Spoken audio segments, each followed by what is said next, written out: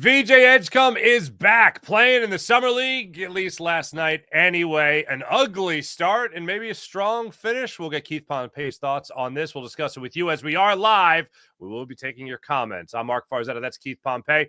We're going to talk all things Sixers on this edition of Locked On 76ers.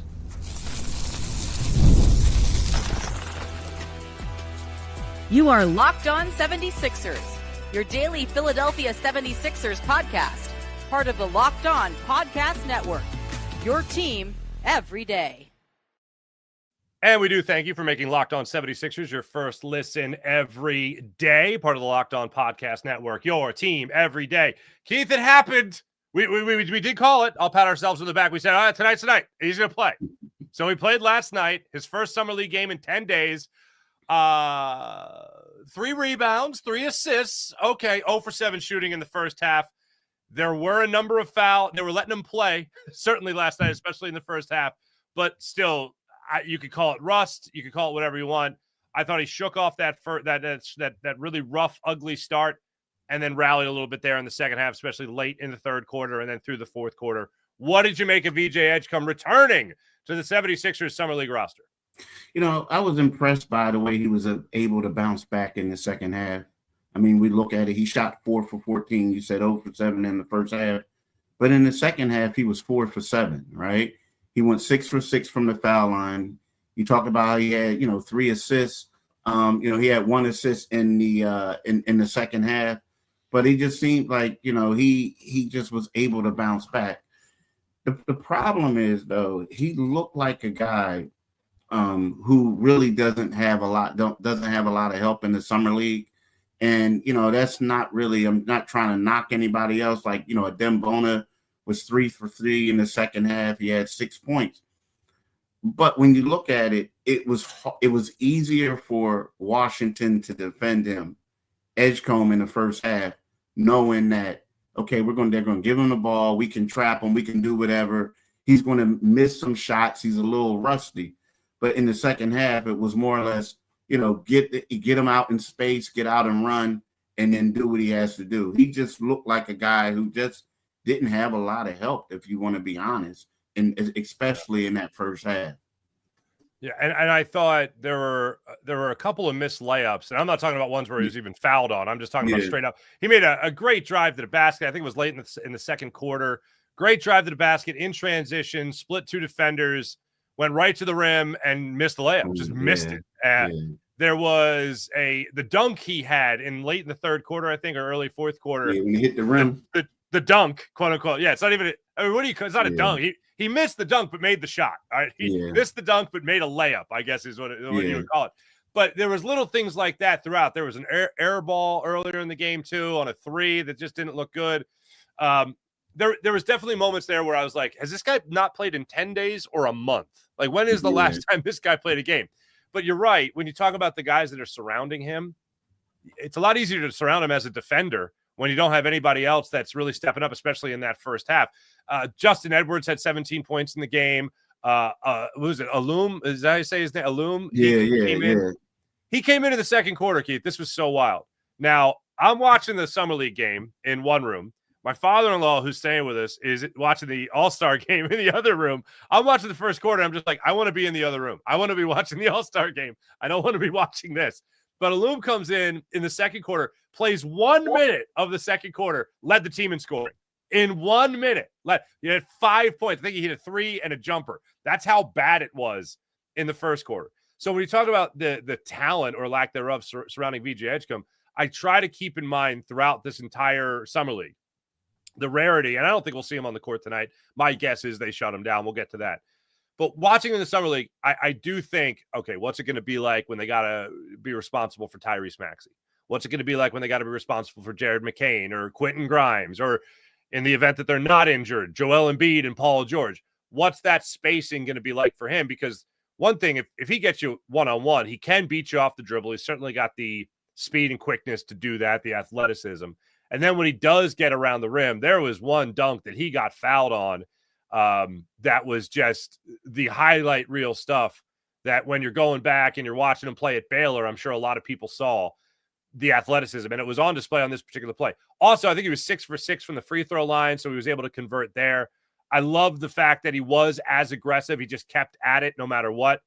And then the last thing I'll say about him, Keith, is there was one play, and it might have been on that attempt at a thunder jam that he tried to throw down, and he went down to the ground hard. He hit the floor hard. And you could see him break his fall with his hands a little bit, Keith. Yeah, I saw that one. I was got up, no problem, Keith. How about that? Yeah. But you know what? It was crazy, though, when he saw it, because, when he fell down, there was a point where he, looked at it. He shook his hand and looked at it a little bit, and I'm like, uh-oh. But yeah, he got up. The thing is, but I'm going to say this about him. His athleticism is off the charts. Yeah. He's kind of, you can see where he's still, and I'm not saying this in a bad way, but he's still a little bit of a raw athletic player. You can tell he can still, polish up on a couple areas and stuff like that. But when you see that, you see the potential, and you see what where he can be.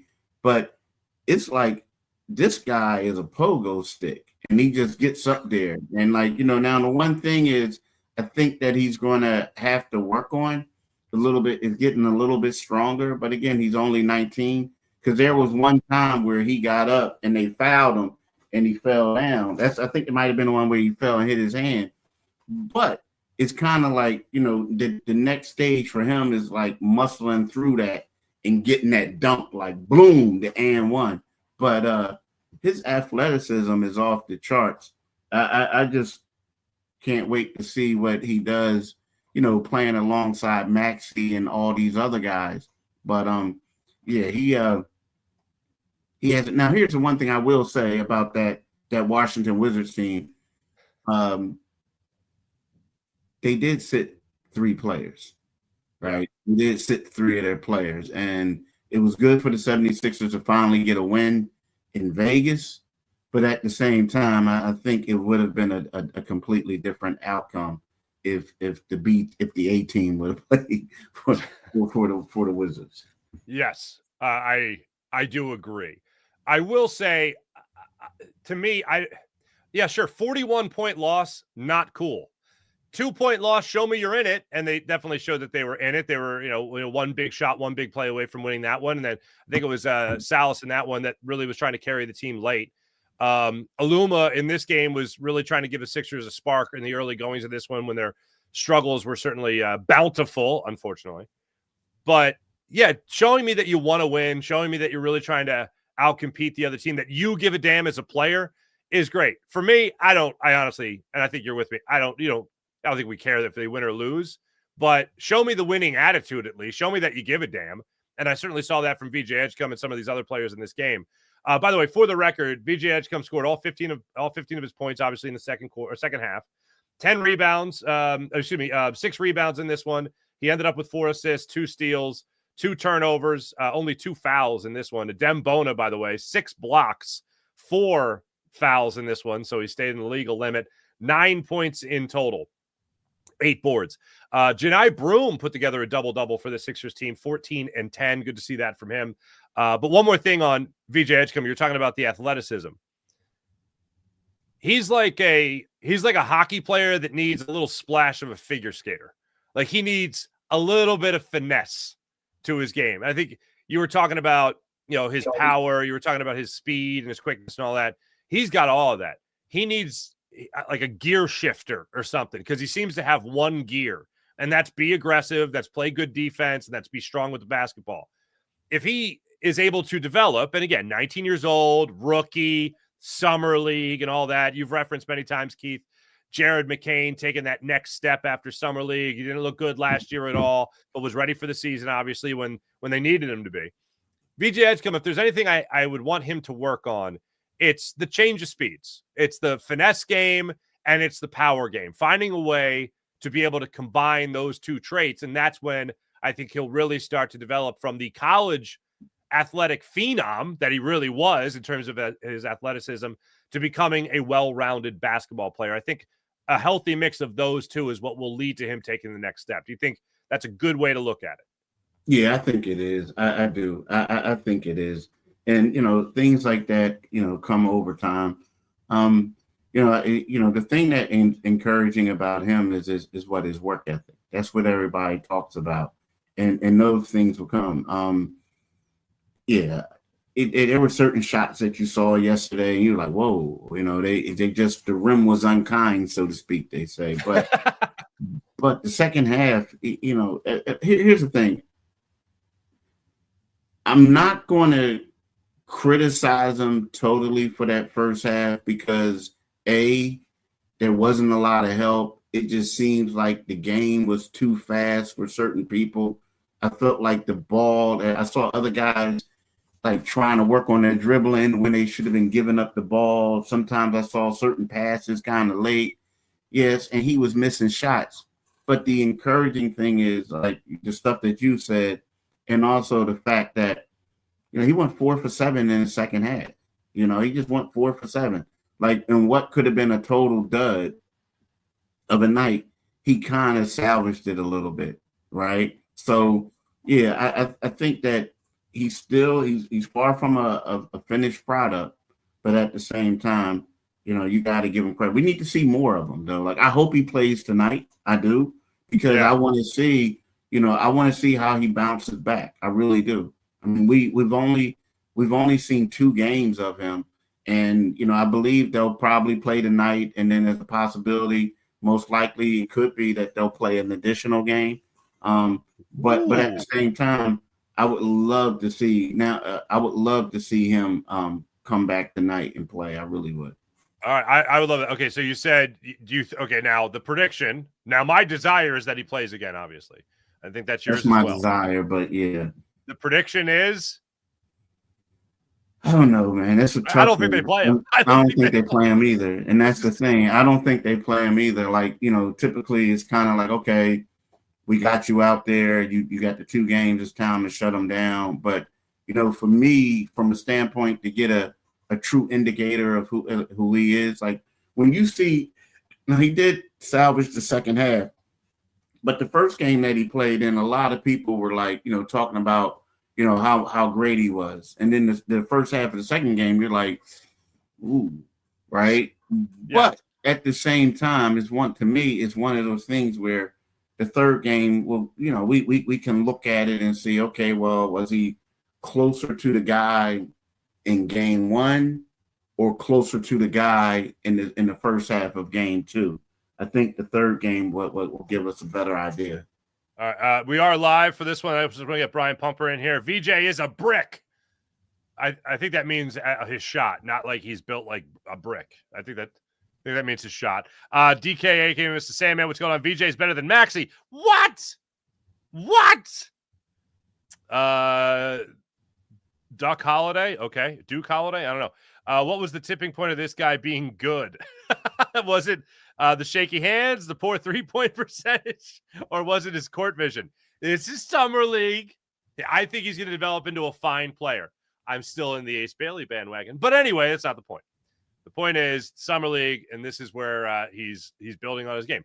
To use your word, Keith, raw, I think is a good way to look at it. And Brian is right. I mean, he was 1 for 14. He is 1 for 14, and I understand that. And like Marc just said, raw. But at the same time, I just feel like, I mean, let's face it. When we looked at him, when the 76ers drafted him, the question that we had, a lot of people was, well, he's really not a good shooter. He's really not a good dribbler. How is he going to fit in? So now what we're seeing is we are seeing his weaknesses, Brian. We are actually seeing his weaknesses. But at the same time, we are seeing that elite athleticism. And if he works as hard as everybody says he can, then you can see where he projects down the road.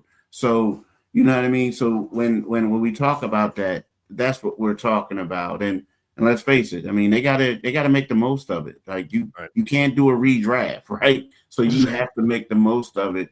And I'm looking forward to see the growth that he has. As am I.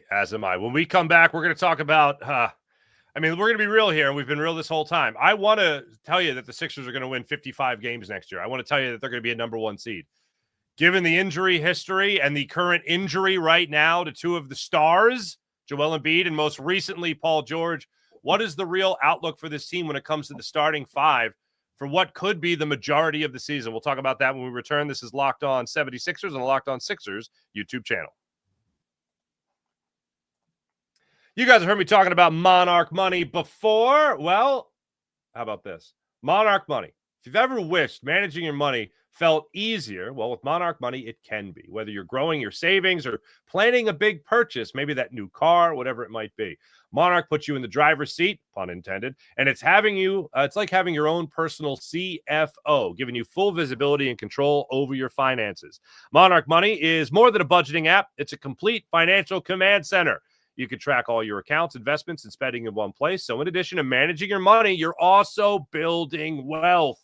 That's the ultimate goal. So take advantage of Monarch Money and what they're doing for us right now with Locked On 76ers. Take advantage. Take control of your finances with Monarch Money. Use promo code Locked On NBA. That's promo code Locked On NBA at monarchmoney.com for 50% off your first year. That's monarchmoney.com, promo code Locked On NBA for half off your first year. Saving for a new car, maybe the kid's college fund, whatever it might be. Monarch Money has you covered for all of it to help you start saving money and building that wealth. So again, take control of your finances with Monarch Money. Use promo code Locked On NBA at monarchmoney.com for 50% off your first year. At monarchmoney.com, promo code Locked On NBA for half off your first year.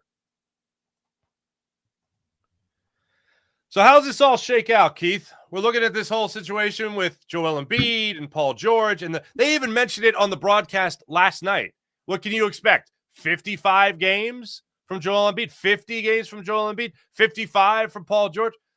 This could absolutely, the wheels could fall off this very quick, and we could be very well looking at Tyrese Maxey leading this squad with nobody disputing that, like a Joel Embiid or a Paul George, and he starts running the offense with maybe Quentin Grimes, Jared McCain, Kelly Oubre, Trendon Watford. This is what we're looking at here, Keith. How does this all shape up in the world without, again, Paul George and Joel Embiid? It's not going to shape up well. I mean, they're talking about 55 such and such games. I mean, I think they'll be maybe fortunate to play that many games, right? I mean, honestly, and the thing is, the part of it is, initially when the report came out, it came out, everybody was in the uproar, panicking. And then all of a sudden there was like, oh, it's just a minor injury, talking about, Paul George. It's like, oh, nothing serious. Then all of a sudden it comes out that, hey, they're not going to be in a rush to bring him back. They're going to be cautious and things like that. And then the more you think about it, you say, well, this is a guy who missed a lot of games. This is a guy who's 35. How is he, like, this is an important impact, right? It's impactful for him to go through this. You can't minimize this, no matter what it is. So we'll look at it, and you talk about now, you got over $107 million invested in two players who we're talking about, what do you do without them? So then you got Tyrese Maxey, a couple guys, you Kelly Oubre, Quentin Grimes, a rookie, and a second-year player, and dudes on minimum salary players. And that's who you're dependent on. So, it's kind of like, no, it's not going to go well for the 76ers without these two. It's just not. And, I get it. A lot of people want to talk about how, Jabari Walker, who is a good player, a good role player, he's not a guy that you're drawing plays for. They talk about Barlow, another guy who, grabs rebounds and does stuff. But they're talking about them like they were guys who got mid-level exceptions. They're talking about them as guys who were, first day signees. Like as soon as 12 o'clock hits or whatever, you like, oh, this guy, oh, he got a crazy deal. This team likes him. They're talking about them, but instead we're talking about two guys that they're going to have to depend on, who is going to have to depend on who have two-way contracts, and then hopefully that they can get those converted. So to me, is one of those things where if we're going to be 100, if these guys chose two-way deals over regular standard contracts, their agents need to be fired. So, and their agents know that. So basically what that's telling me is there weren't a lot of options out there for these guys. So they took these jobs to prove that they can become NBA type guys, like go back and get a standard deal. And now we're talking about if these two guys, we're talking about Embiid and Paul George don't play, how the Sixers going to be? How are they going to be? Man, they're struggling. They're going to struggle. There's no ifs, ands, and buts. And that's not a knock against anybody else on the team, but you got to realize this. Like Dorian Finney-Smith, who was a role player for the Lakers, who was a role player for the Brooklyn Nets, who was a role player for the Dallas Mavericks, an undrafted player, he gets paid by going to the Houston Rockets, right? The Lakers turn around and get a pretty good power forward instead who they give money to. So, yeah, the Sixers are going to struggle, dude. And that's not a knock against anybody, but they're going to struggle. Yeah. Well, I think you backed up your original statement rather well. If I had to say, now I want to make this very clear to everyone. I am not rooting for this. I am not excited for this, Keith. However, this is what I'm looking at as a starting five for what could very well be the majority of the season. All right? Mm-hmm. Maxey, Grimes, Oubre at 3, mm-hmm. Watford at 4, Adembona at 5. Do you think that is a likely, again, this is not us rooting, not me rooting for this starting five to happen, but if I'm being real, I feel like this is the most real, most likely starting five the Sixers will have without PG, without Joel Embiid. Yeah, I can see that. I mean, the only difference that I think that I would make would probably be Drummond. Yeah, Drummond. Now here's two reasons why I'm talking about Drummond in the starting lineup. Well, you want to keep his trade value up high because evidently you're going to want to try to trade him. This is the last year of his deal. He's making $5 million. But not really. I mean, we're talking about this year. They're still going to be in cap. Heck, I don't know if we can say the other H word on this podcast, but they're still going to be on cap heck for the next couple seasons. So if I'm the 76ers, at least early on, although I think Drummond is a better option for what he does, like the rebounds and all that, being a bigger body, I think, of course, I like what Bona does, but I'm talking about with the guys that we're talking about in that lineup. You need more of a role player, setting picks, doing all that other stuff, and a great rebounder. But if I'm the 76ers, I want to at least showcase the dude. I mean, just so somebody can come out there and get him because, once he comes off the books, it's not like you saying, oh, well, we got money to go out and get other people. No. So to me, I think that from that standpoint, I think that I would start him over Bona. And the thing is, as good as Bona really looked at the end of the season, and this isn't a knock on him. No, I understand. He doesn't really look the same player in this summer league. It's been disappointing. He hasn't. So it's kind of like, let's face it, they were going to New Orleans, they were going to Washington, they were playing like the Brooklyn Nets, and all these teams were trying to like tank at the same time. Like these were games that people were trying to lose, and he was dominating it. Right. That's a good point. The Drummond thing is also interesting too, because if you're Daryl Morey, assuming he's still the guy making the decisions by that trade deadline, if you're Daryl Morey, then you also want to be able to say to a trade partner, well, you're taking my starting center. You're taking my starting center. Like, of course, I'm going to ask for that sweetener in the second round or whatever. I'm not saying it's going to get you a boatload of picks or anything, but it helps in the argument whenever you're making a trade to say you're taking a starter or I'm willing to trade a starter than it does. Well, he's off the bench for me playing 10 minutes. That's not going to carry a lot of weight. So I understand your point. This isn't bad either, by the way. Where did I just see this? Phil W. If Embiid and PG are not playing, might as well start VJ Edgecombe. I don't disagree with that. That's a good point. But I'll also say on top of that, that even Jared McCain, the few starts that he had last year, I can't remember how many they were, he had to earn it. Like after a bad summer league, and VJ Edgecombe, I don't think is having a bad summer league by any means. I mean, you're still talking about a 28-point, 10-rebound game and a strong finish in his first game in 10 days. But he still would have to earn it for me to see him in that starting lineup. Is that fair? It's extremely fair. And here's the one thing that people got to understand too. It's like, and I get what everybody's talking about the future and everything. We got to build for the future. Well, right now, Daryl Morey and Nick Nurse are thinking about their future. Yeah, right. You know what I mean? And their future involves them turning this thing around. So, it's like, okay, can I develop VJ Edgecombe? But will I actually be developing him for the next coach? Right. I think that, at this particular time, although he has more of an upside than Quentin Grimes, right? But if you had a choice, that Kelly Oubre is a solid starter in the NBA, right? That Quentin Grimes, what he can do against NBA competition, right? You just hope that he doesn't take a step back. But with the VJ Edgecombe thing, you're going to have to live with the highs and the lows, right? You have to live with that. And the thing is, when you're basically battling to keep your job, you're going to go with the sure bet.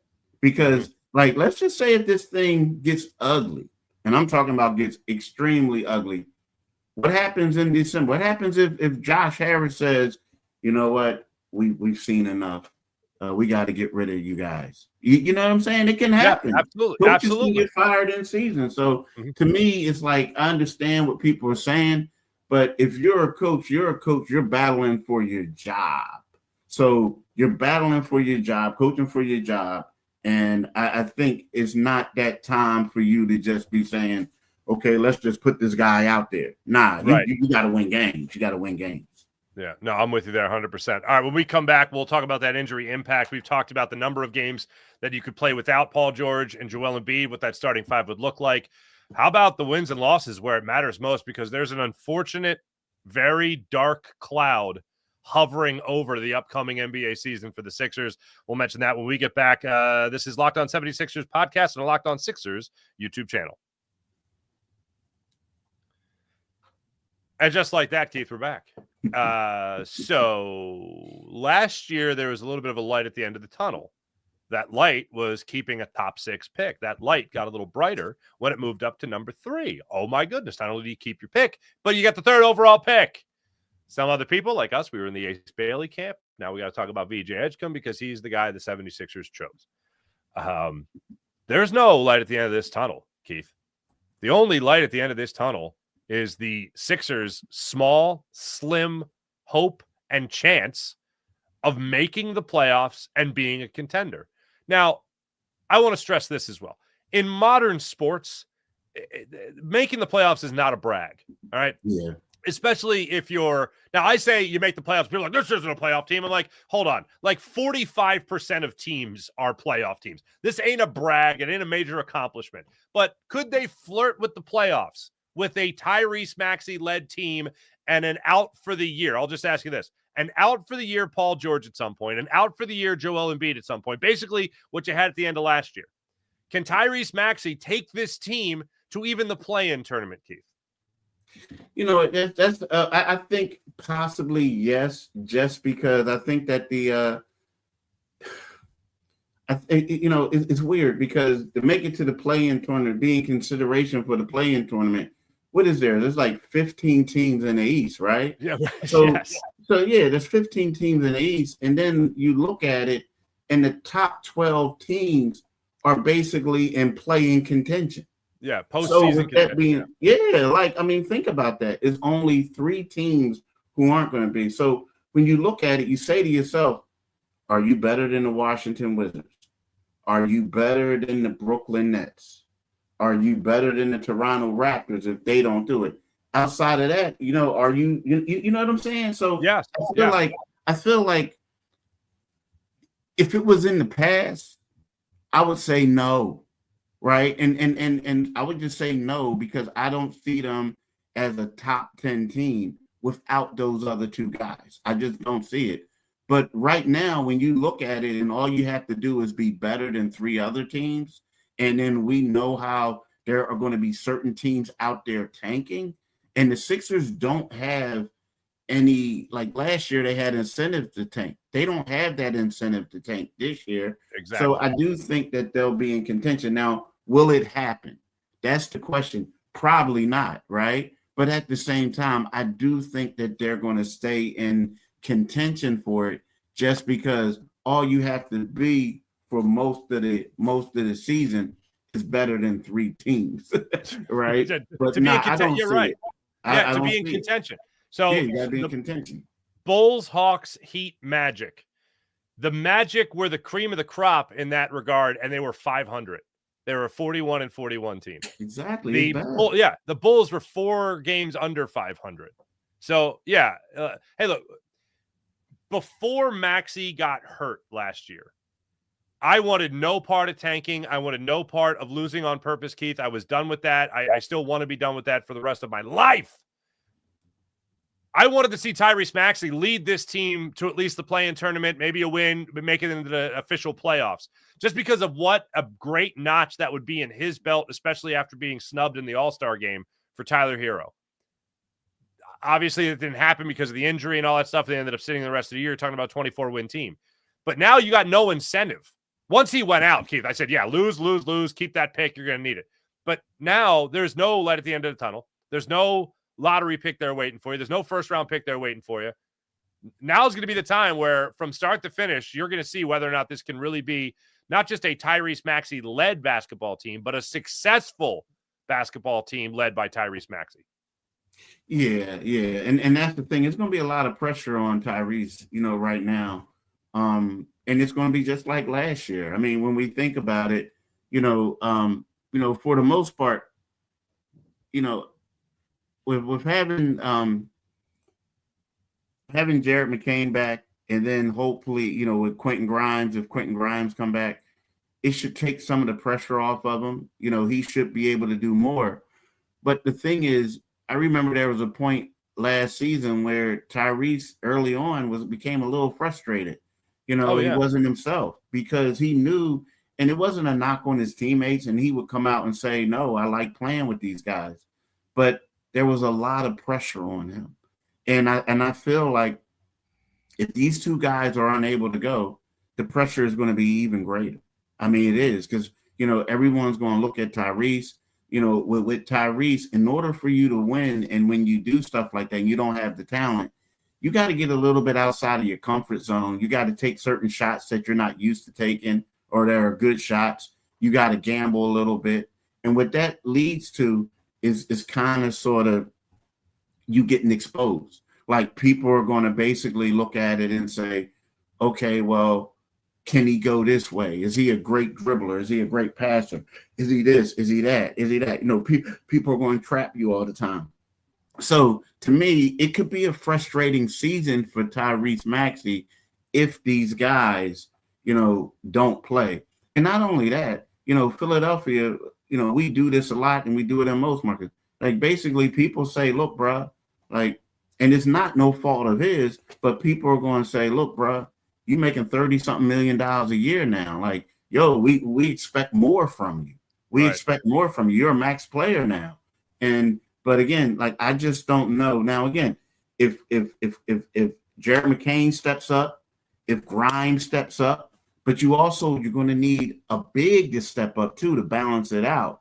And if all that stuff happens, it could be cool. But if they don't, it could be a rough season for Tyrese. It really can. Right.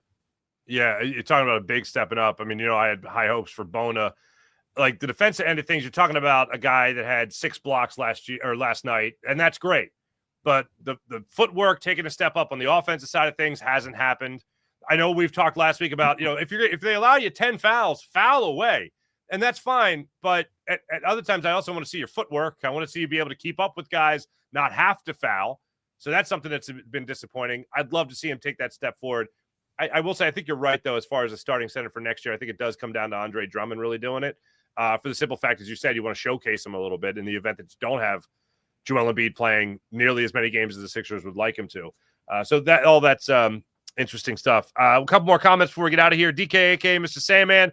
I know that VJ Edgecombe last night was a +10. I can tell you that. Eric Dugan, Marc said they were letting him play. Well, yeah, they were. I kind of said that sarcastically. Yeah, they did smack him in the head on that 1-3 in the first quarter. That wasn't great, but they were letting him play. That's for sure. Duke Holiday says, "Preach, Pompey, preach." Yeah, it was probably one of the many good points you were making throughout today's show. But can I say something too? Absolutely. Edward King, he says Sixers have pound talent. Just play team ball. Look at OKC. Edward, I got much respect for you, bro, but you can't compare them to Oklahoma City Thunder. Like, nah, like I can't let you do that. Much respect, but you can't. Come on, man. You just can't. Like, we're talking about a team that knocked it out the park in the draft. A team that has, oh my God, they have shooters, they have players. Shai Gilgeous is a 6'6" point guard. You have 2 7-footers. Like, who are young. Nah, man. Much love, but you can't compare them to OKC. Guy can dream, Keith. A guy can dream, can he? No. All right. I agree. Thanks, everybody in the chat. We appreciate you guys hanging out with us on this live edition of Locked On 76ers. We got another game tonight, Keith. Our desire is that VJ Edgecombe plays one more time officially. My prediction, he ain't playing tonight. Keith, what say you?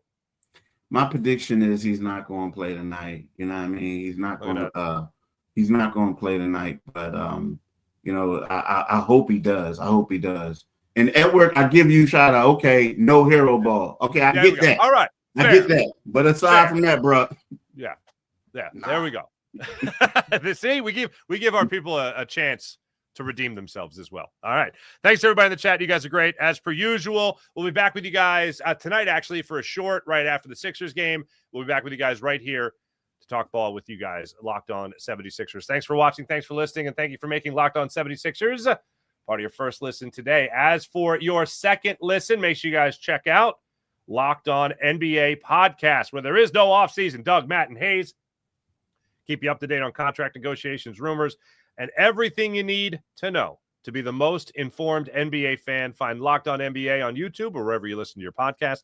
Part of the Locked On Podcast Network, your team every day. For Keith Pompey, I'm Marc Farzetta. I'll be back with you guys tomorrow, hopefully talking about another VJ Edgecombe performance, one that's all 4 quarters of, let's say, dominance. Let's hope for that 8 o'clock tip tonight against the Mavericks. Look forward to that. Have a great rest of your day, everybody. See ya.